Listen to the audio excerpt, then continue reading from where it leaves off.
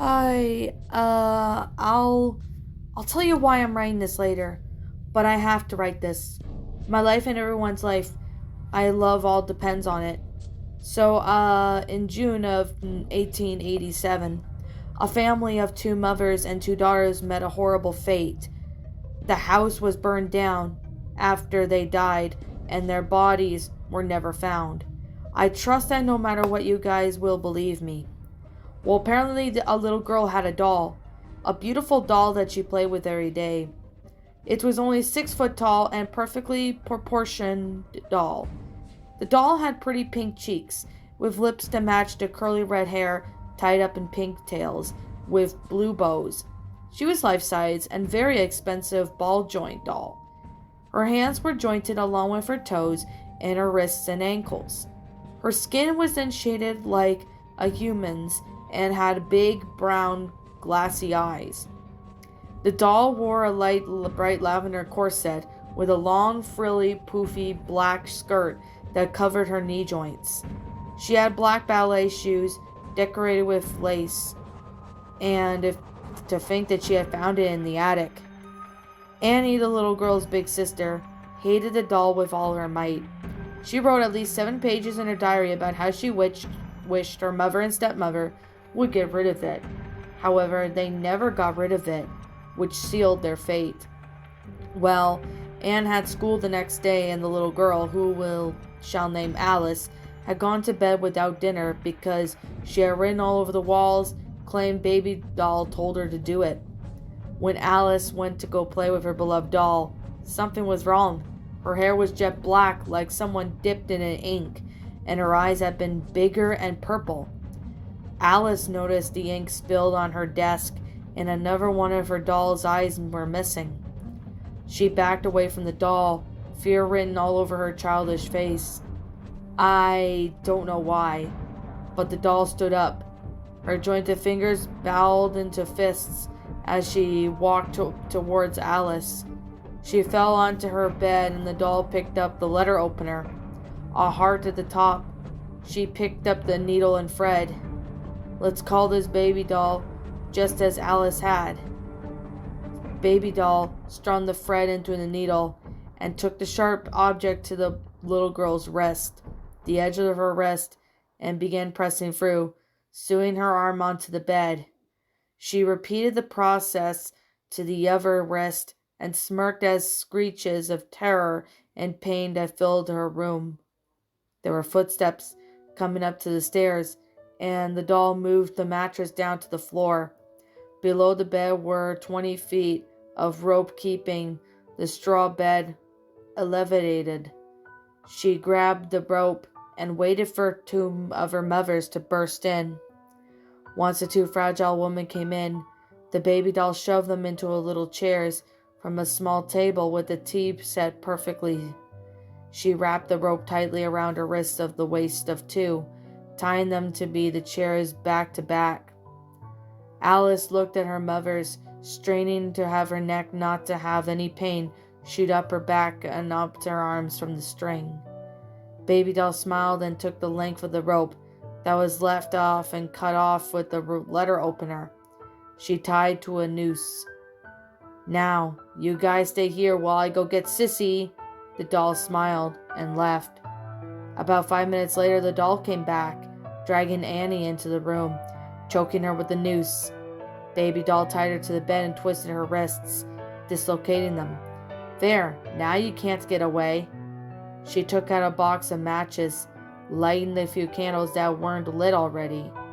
The human-like figure displayed a happy grin as she watched the wax melt.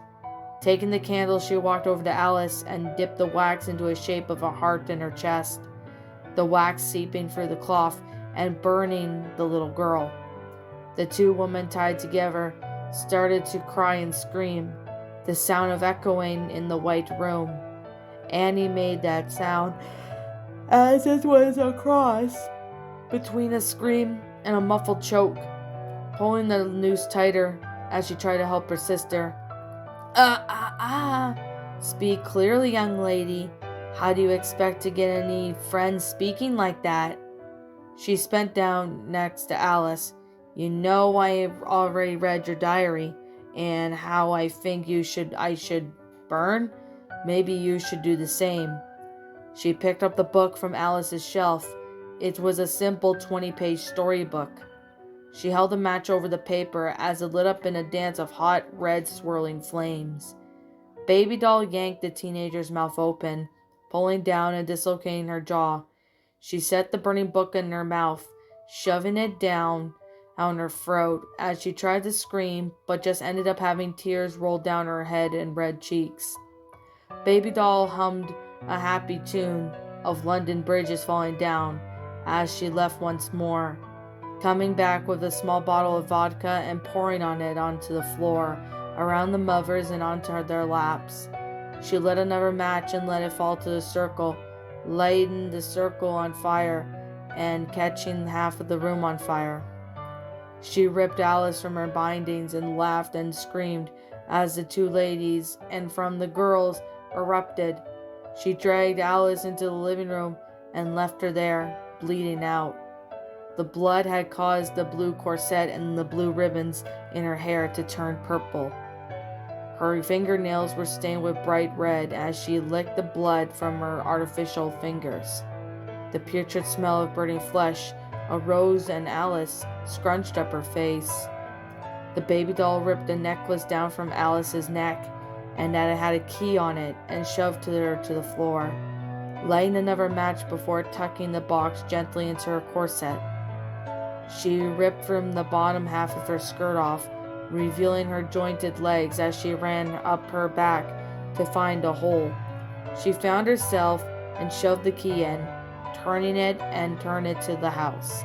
A music box, a version of Fior Eyes chimes as she walked into the dense forest. Now, how do I know this great detail? Well, recently I found a pretty life-size doll with black hair and purple eyes laying about my door.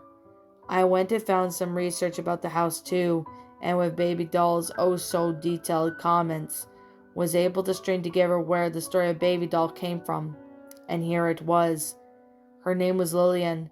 She was pretty for a 10-year-old, with black hair down to her waist. She was born with Alexandra's genesis, to which it made her have violet eyes and very pale skin. But she was still very pretty, and when she was often compared to a doll, which didn't bother her because her mother was a doll maker.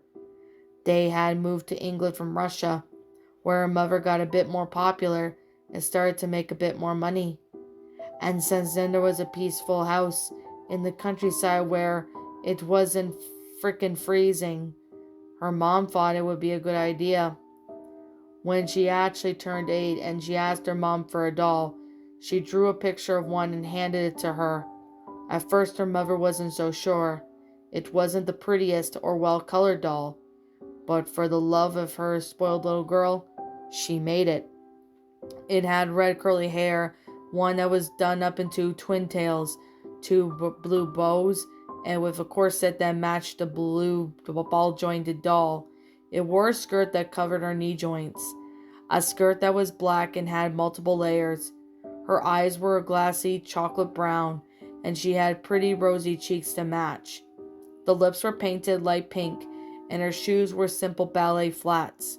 Lillian, of course, she loved it, beyond any other toys she had. When her mother gave it to her, she also gave her the key and told her that she installed a music box, so when they were dancing and doing high-class tea parties, they would have had some entertainment. The little girl was thrilled. She listened to the music once she got up. At lunch, she listened to it while she was playing. She played it on the piano and violin during her lessons. She also hummed it when she was dancing and fell asleep to the tune every day. She was addicted to it. Well, all little girls grown up and they grow out of their own toys and habits, but it's just what happens. Lillian was different from many other girls. The girls who got rid of their dolls, she kept the baby doll in the rocking chair in the corner of her room. Until one day she got very sick, and when she was at the age of 16, she was lying on her deathbed from what's soon to be known as the Black Plague, an airborne disease that at the time was untreatable. She died that year, which left her a broken heart mother in a very bad position. Her mother, of course, also caught the illness on her way out of England, going to France to continue to her work. She left everything behind, but she took the doll and locked it in the attic, along with all of her daughter's belongings. Well, you know how people say ghosts and spirits just get attached to the whole thing they are haunting? Well, that's what happened, on much more extreme scale. Lillian's spirit was attached to the doll, and she soon found how to possess it in a way that she can walk around, touch stuff, interact with things. In the 1800s, 80s, a family moved into the house with a pretty little girl named Alice. So did her dear bloodlust started. Now you should know that Lillian had a fairly good life. She wasn't bullied, beaten. She didn't have many enemies. The only traumatic thing that happened to her was her dad leaving her and her mother. So that is questionable. Why would she do that to her own family? But she get kind of addicted to it. I guess that's just what angered the spirits do.